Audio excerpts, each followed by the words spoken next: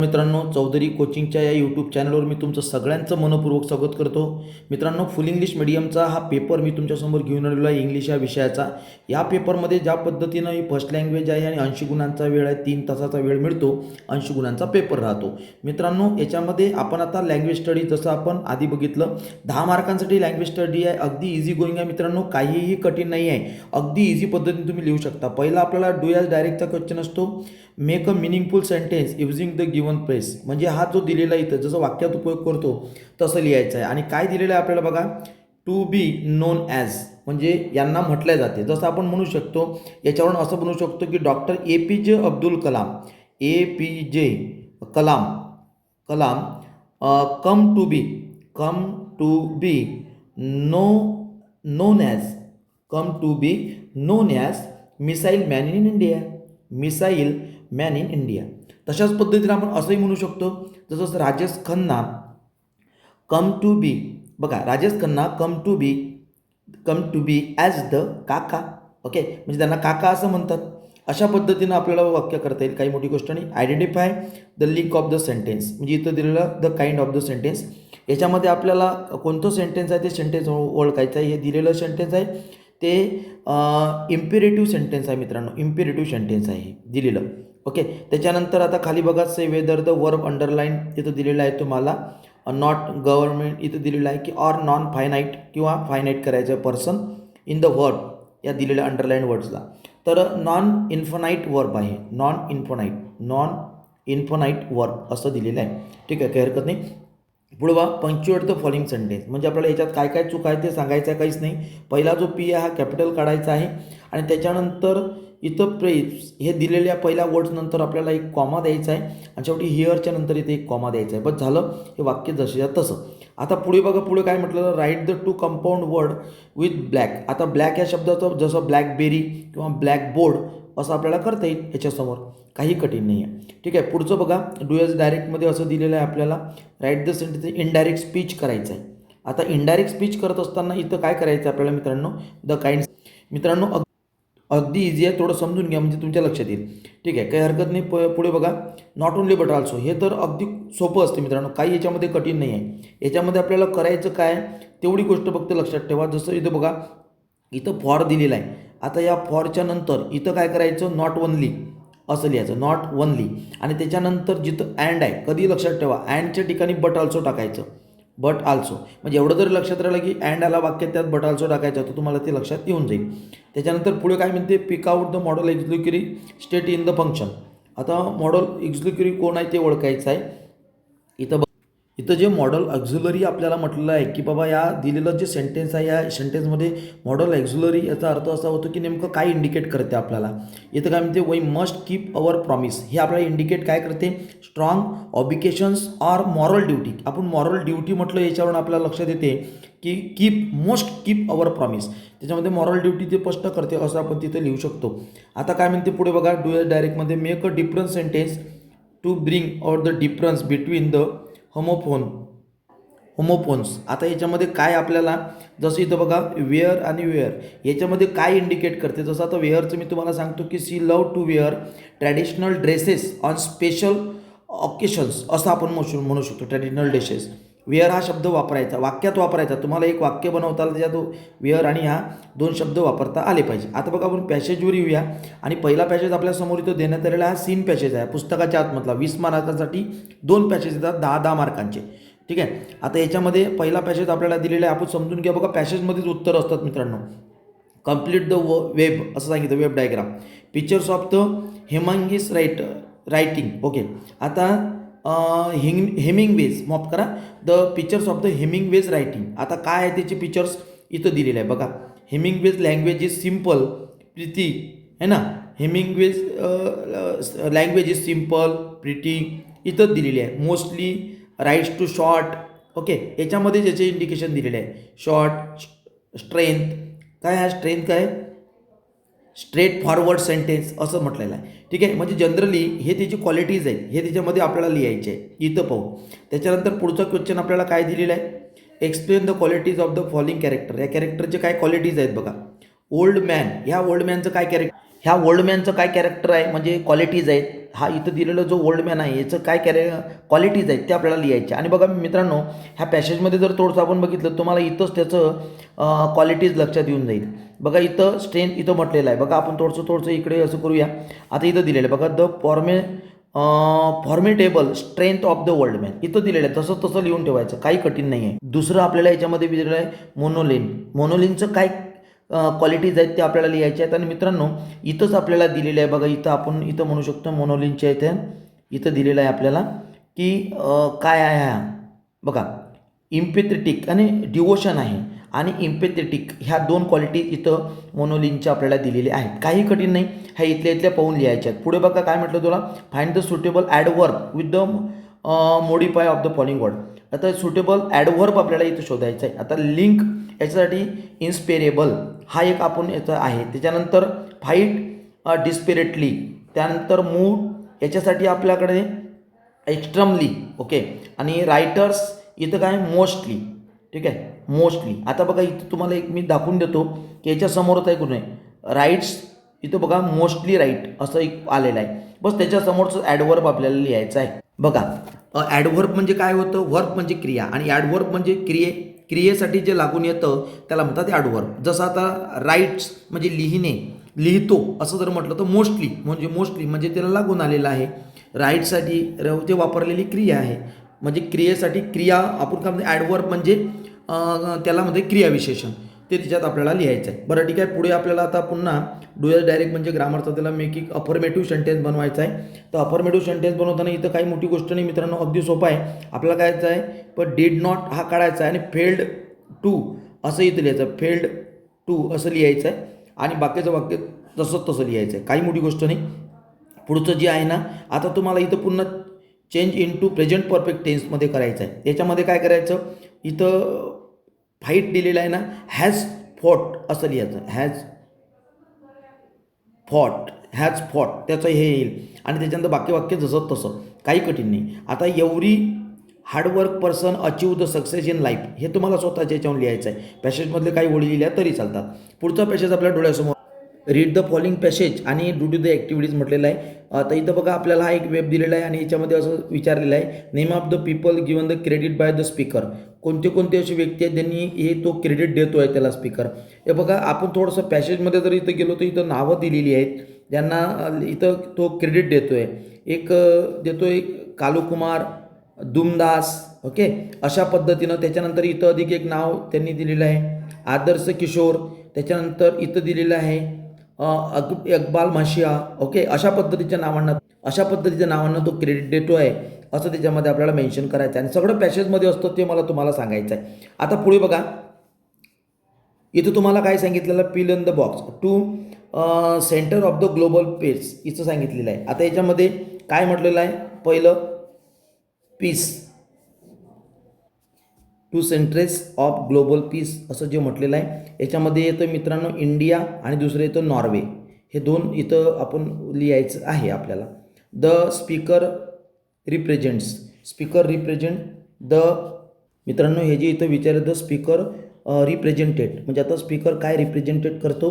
तर इथेमध्ये आपल्याला ह्या 2 बघा याच्यातच पॅसेजमध्ये दिलेलं आहे की पहिलं आपल्याला the sound of silence and the cry of innocence म्हणजे अशा पद्धतीचं 2 इथं लिहिणं गरजेचं आहे. हे याच्यामधलं उत्तर आहे मित्रांनो इथं, ठीक आहे, चालेल. आता बघा चला पुढे जाऊया आपण. आणि इथं काय म्हटलेलं आपला, write the antonyms of the following word adding a prefix.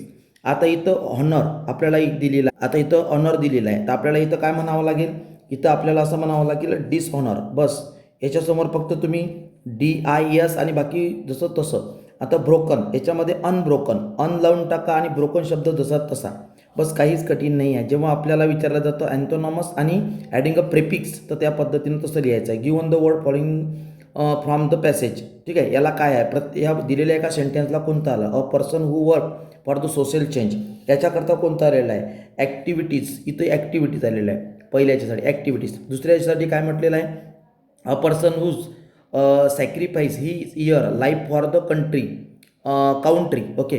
तर याच्यामध्ये आपल्याला आला आहे मॅरिटी हा वर्ड्स याच्यामध्ये साठी आलेला आहे, MERTYR मॅरिटरी, ओके. हा त्याच्यासाठी शब्द आलेला आहे. आता पुन्हा तुम्हाला इथं विचारलं बघा. नॉट ओनली बट ऑल्सोचं एक आपण इथं सेंटेन्स आपल्याला विचारलेलं आहे मित्रांनो. याच्या आधीसुद्धा आलेलं आहे, सोपी असतं म्हणून तुम्हाला एकदा पुन्हा सांगतो. नॉट ओनली बट ऑल्सो बाकीचं तुम्ही बघून घ्याल. I have held there the inject bodies and, मी तुम्हाला सांगितलं होतं की जिथं अँड आहे तिथं बट ऑल्सो वापरायचं. ठीक आहे, बट ऑल्सो कुठं वापरायचं ते आपल्या लक्षात आलं. आता नॉट ओनली आपल्याला कुठं वापरायचं आहे ते आपण लक्षात घेऊ. काहीच नाही करायचं आहे मित्रांनो, इथला आय काढून टाकायचा आहे, तिथं नॉट ओनली टाकायचं आहे. ओके, आणि त्याच्यानंतर आय हा पुढे घ्यायचा आहे. इथं याच्यामध्ये हेल्डच्या आधी इथं आय टाकून द्या, हा इथला काढून इथं टाका आणि त्याच्या आधी नॉट ओनली असं लिहा आणि बाकी जसं तसं अँडच्या ठिकाणी बट ऑल्सो टाका. बस, काहीही प्रॉब्लेम नाही आहे. ठीक आहे, त्याच्याबद्दल आता पोएट्री ओरिओ हे सेक्शन आपल्याला असे आहेत मित्रांनो की पूर्णपैकी पूर्ण गुण देणारे सेक्शन आहे. बघा कसे देतात हे. आता इथं काहीच नाही. आता इथं म्हणते काय म्हणते तुम्हाला की read the following word given table, match the significant. आता मॅच करायचं आहे फक्त. आता मॅच करत असताना कसं करतं बघा इथं प्लेयरला आपण मॅच काय करायचं आपल्याला. प्लेयर्स कुठं मॅच होईल मित्रांनो, प्लेयर्स म्हणजे हे होईल इथं मॅच बघा. कॅरेक्टर इथं, त्यानंतर एक्झिटचं आपण डेथ त्याला म्हणतो, एक्झिट झाली पाहिजे, जी डेथ झाली. स्टेज, हा स्टेज म्हणजे काय, एक लाईफचे स्टेज सांगितलेलं आहे. एंट्री म्हणजे बर्थ आहे त्याचा. अशा पद्धतीनं त्याचं इथं होईल. ठीक आहे, काही हरकत नाही आहे. पुढे बघा, थर्ड स्टेज अँड फोर्थ स्टेजचं काय इम्पॉर्टंट आहे, डिफरन्स बिटवीन सांगायचं आहे. याच्यामध्ये तुम्हाला दिलेलं आहे पोईममध्ये, ते तिथं लिहायचं आहे. Name the figure of speech, याच्यामध्ये all the words a stage, याला काय फिगर ऑफ स्पीच कोणची आहे तर मेटॅफॉर, ही फिगर ऑफ स्पीच याच्यामध्ये आलेली आहे. मेटॅफॉर हीच फिगर ऑफ स्पीच आहे, एवढं लक्षात घ्या. ठीक आहे, चालेल. ह्या पोयम जी आहे ऑल द वर्ड्स स्टेज, हे जे आहे ना ह्या पोयमचं नाव आहे. ही एक इम्पॉर्टंट पोयम आहे, अधिक लक्षात घ्या, खूप इम्पॉर्टंट आहे. आता बघा पुढचं बघा, read the following poem and give the appreciation. ॲप्रिशिएशनचे गुण पूर्ण मिळतात. कोणत्या कवितेसाठी काय करायचं हे सांगणार आहे मी. आणि ही कविता आहे where the mind is without fear आणि रवींद्रनाथ टागोरांची आहे. आता इथं आपल्याला आणि विशेष काय माहिती आहे का, फुल इंग्लिशवाल्यांना पॅरेग्राफ फॉर्मॅटमध्ये लिहायला लागतं मित्रांनो. जसं इथं आपल्याला टायटल लिहायचं आहे, हे टायटल आपण इथं लिहिलं बघा, इथंच दिलेलं आहे टायटल. आपल्याला काय आहे आपलं टायटल आहे where the mind is without fear. ठीक आहे, त्याच्यानंतर आपलं द पोएट कोण आहे तर रवींद्रनाथ टागोर आहेत. रायमिंग स्कीम काय आहे, त्याच्या रायमिंग स्कीम 3 वर्ड्स आहे. तर आता लिहिताना आपल्या पॅरेग्राफ फॉर्मॅटमध्ये कसं लिहायला लागेल, the poem where the mind is without fear आहे की ना, is written by Rabindranath Tagore आणि it is the compose in 3 verbs. अशा पद्धतीने सुरुवात करून मग बाकीचं लिहायला सुरुवात करायची आहे. ठीक आहे, असा प्रयत्न करा, काही कठीण नाही. प्रत्येकाचे मार्क दिलेले आहे. टायटल लिहिलं तरी अर्धा गुण, पण पॅरेग्राफ फॉर्मॅटमध्ये लिहायचं आहे. बस एवढं लक्षात ठेवायचं. आता ते आपण नॉन टेक्च्युअल पॅसेजवर आलो. इथं मध्ये नॉन टेक्च्युअल पॅसेज इथं 15 गुण आपल्याला देण्यात आलेले आहे. आता नॉन टेक्च्युअल पॅसेजमध्ये कंप्लीट द फॉलोइंग सेंटेन्स असं सांगितलेलं आहे. आता इथं काय म्हटलेलं आपल्याला बघा, इफ यू हॅव 2 डायबिटीज. आता 2 टाईप डायबिटीज, आता याच्यामध्ये बघा वर्ड्स तुम्हाला दिसेल 2 टाईप डायबिटीज. याच्यामध्ये तुम्हाला हे इथं लिहून टाकायचं आहे. याच्या पुढचं डिसेज यू पोर्शन्स इथं तुम्हाला दिलेलं आहे. याच्या पुढचं वाक्य जसं तसं याच्यासमोर लिहायचं आहे. अशाच पद्धतीनं बाकीचे सेंटेन्स याच्यामधून शोधून तुम्हाला कंप्लीट करायचे आहेत मित्रांनो. काही याच्यामध्ये कठीण नाही आहे. हाऊ कॅन यू, आणि हा पॅसेज एकदा बघून घ्या. असं कोणी डायबिटीज संदर्भात किंवा म्हणजेच असं आरोग्य संदर्भात किंवा तुमच्या एज्युकेशन संदर्भात किंवा तुमच्या मोटिवेशन संदर्भात किंवा पर्यावरण संदर्भात पॅसेज येत असतो, अनशियन पॅसेज. त्यानंतर how can you fulfil your 5 daily savings, इथं त्यांनी हे आपल्याला विचारलेलं आहे. पुढे हे तुम्ही स्वतः लिहिण्याचा प्रयत्न करा. खाली बघ तुम्हाला सांगतो add a prefix make a opposite of the following. आता मॉर्टिलिटी, इमॉर्टिलिटी, बस काहीच नाही. तुम्हाला याच्यासमोर आय एम टाकून बाकी शब्द जसा तसा लिहायचा आहे. पुढचा वर्ड्स इथं बघा ॲबिलिटीज, इनॲबिलिटीज असं लिहायचं आहे. तर कारण की विरुद्ध अपोजिट वर्ड्स लिहायचं आहे ना, त्याच्यामुळे अफोर्डेबल, अनअफोर्डेबल, अनअफोर्डेबल लिहून टाका. अवेलेबल, त्याच्यामध्ये काय लिहा अनअवेलेबल, बस एवढं लिहून बाकी शब्द जसं तसं लिहा. जेव्हा अपोजिट वर्ड असतो काही काळजी करायची नाही, असं लिहू शकतो आपण. ठीक आहे, आता याच्यामध्ये पुढे आपल्याला एक सांगितलेलं आहे की आपल्याला ओळखायचं आहे की they have the greater ability and the rice blood sugar level. Okay, आणि दे इथं दिलेलं आहे, दे अंडरलाईन अँड ॲबिलिटीजला आहे की दे हे प्रोनाऊन आहे मित्रांनो आणि ॲबिलिटी हे नाऊन आहे. एवढं फक्त याच्यात ओळखायचं आहे. बाकी सेंटेन्स एकदा तुम्ही बघून घ्या. त्याच्यानंतर आता इथं काय म्हटलं, eating fruits are the good for health. Fruit हे शहरसाठी चांगले आहे का. Do you agree disagree. तुम्हाला स्वतः लिहायचा प्रयत्न, याच्यातून पॅसेजमधून काही ओळी लिहिल्या तरीही चालतात. आता बघा येतो आपण लेटर रायटिंगवर आलो मित्रांनो. नाही त्याच्या आधीचा एक प्रश्न बघा हा, राईट द समरी रायटिंग. हा प्रश्न बिलकुल सोडू नका मित्रांनो. 4 मार्क हा जो विचारलेला आहे 5 मार्कांसाठीचा प्रश्न असतो बी सेक्शन. आता वरचं जो अनशीन पॅसेज आहे याची आपल्याला काय समरी रायटिंग करायची असते. समरी रायटिंग करणे म्हणजे काय, याच्यामधले काही ओळी लिहायच्या, काही ओळी सोडायच्या. जमलं नाही तर तसं लिहिलं तरी गुण मिळतात. हा प्रश्न खाली सोडू नका. वरच्या काही ओळी लिहा, काही ओळी सोडा वरच्या अनशीन पॅसेजमधल्या, जर प्रॉपर लिहिता आलं नाही तर. आता रायटिंग स्किलमध्ये 15 मार्कांसाठी आपण इथं आलेलो आहे. 2 लेटर आहेत, फॉर्मल लेटर आणि इनफॉर्मल लेटर. आता याचा फॉर्मॅटसुद्धा मी तुम्हाला याच्या आधीच्या व्हिडिओमध्ये दिलेला आहे. काहीच नाही, याच्यामध्ये फक्त एवढं पॉईंट करायचं सेंडर कोण आहे आणि रिसिपियंट्स कोण आहे. पण मी तुम्हाला एक सांगितलं होतं की फॉर्मलपेक्षा इनफॉर्मल लेटर लिहा आणि त्याचे मार्क चांगले मिळतात. ठीक आहे. आता पुढे आहे इन्फॉर्मेशन ट्रान्सफर. म्हणजे काय आहे, verbal to non verbal, non verbal to verbal. आता इथं काय आहे, verbal to non verbal already हे दिलेले आहे. अशा पद्धतीनं तुम्हाला चार्ट बनवायचा आहे. आणि पुढचं तुम्हाला ऑलरेडी बघा इथं दिलेलं आहे ऑरमध्ये. हे जमून याच्यावरून तुम्हाला बनवणं शक्य आहे, हे सोपं आहे. हे बस इथल्या इथं तुम्हाला जसं लिहिता येईल त्याचं वाक्य बनवून एक एक लिहिण्याचा प्रयत्न करा. ड्राफ्टिंग स्पीच आहे, व्ह्यू अँड काउंटर व्ह्यू. याच्यामध्ये काय दिलं माहीत आहे, काय म्हणते इथं, drafting speech e the deliver in your school assembly. School असेंब्लीमध्ये एक टॉपिक दिलेला आहे, what I can give for India. आता याच्यावर तुम्हाला नेमकं कसं लिहायचं हे मी तुम्हाला सांगेल. आणि विशेष म्हणजे माहीत आहे का, तुम्हाला ऑलरेडी पॉईंट दिलेले असतात. Taking care of the environment का गरजेचं आहे, से एव्हरी ड्रॉप ऑफ वॉटर, हे होऊ नये यासाठी प्रयत्न. आणि हे नाही जमलं तर आधी खाली ऑर दिलाच आहे बघा. याच्यामध्ये write your counterview paragraph on the topic. E book are the better than real book. म्हणजे ई बुक जे असतात, जे आपल्याला इंटरनेटवर दिसणारे बुक आहेत, हे ई बुक खूप महत्त्वाचे आहेत, चांगले आहेत उलट या बुकपेक्षा, असं का म्हटलं आहे. एकदा हे विशेष करून बघून घ्या, म्हणजे तुम्हाला खाली पॉईंटही दिलेले आहेत. हे पॉईंटवरनं जसं एलिब्रेट करता आलं तसं करा. प्रश्न फक्त सोडू नका, मार्क मिळतील. त्याच्यानंतर पुढचं सेक्शन आहे मॅडम क्रिएटिव्ह रायटिंग. 10 मार्कांसाठी विचारले जाते. याच्यामध्ये काय म्हणते, expand the following them into the paragraph of 100 word. याच्यावरनं तुम्हाला एक पॅसेज बनवायचं आहे. Go green breathe clean. Okay. किंवा ऑर आहे, त्याला स्टोरी रायटिंग आहे, रिपोर्ट रायटिंग आहे, सॉरी.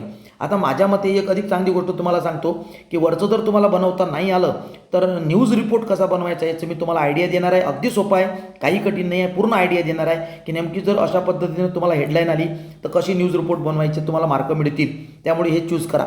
त्याच्यानंतर इथं बघा तुम्हाला काय दिलेलं आहे. आता पुढे तुम्हाला डेव्हलप अ स्टोरी. इथं स्टोरी डेव्हलप करा. एक तर तुम्हाला इथं दिलेली आहे की नॅरेटिव्हवर एक्सपेन्शन ऑफ द, तुमचं काही एक्सपिरियन्स असेल तो शेअर करा. पण डेव्हलप स्टोरी हे करण्याचा प्रयत्न करा, सोपी असतं. ठीक आहे मित्रांनो, अशा पद्धतीनं हा एकदा पुन्हा पेपर बघून घ्या.